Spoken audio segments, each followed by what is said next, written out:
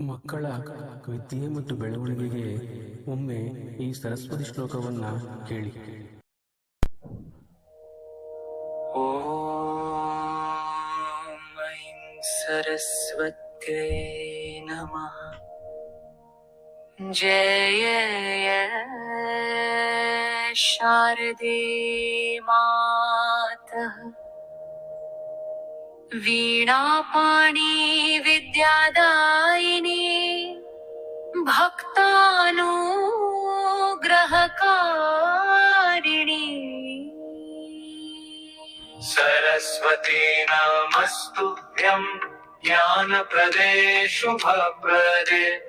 बालानां बुद्धिदात्री त्वं संस्कारपथदर्शिनी. अज्ञानतिमिरं हत्वा प्रकाशं देहि सर्वदा. सत्यधर्मपथे नित्यं नय मां मातरम्बिके.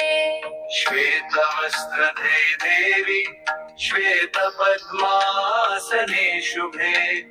वीणानादप्रिये माता विद्यां देहि नमोऽस्तुते. बालानां हृदि संस्थाय सद्बुद्धिं प्रददासि त्वं. दुर्मार्गं दुर्मुत्सार्य सन्मार्गे नय सर्वदा. सरस्वती नमस्तुभ्यं ज्ञानप्रदे शुभप्रदे. बालानां बुद्धिदात्री त्वं संस्कारपथदर्शिनी. पुस्तकधारिणि मातः विद्यारम्भ प्रपूजिते. गुरुरूपधरे देवी भक्तानां जीवनाधारे. विनयं शीलसम्पत्तिं धर्मज्ञानं प्रयच्छ नः. भारतराष्ट्रबालानां भव भविष्यदीपिका.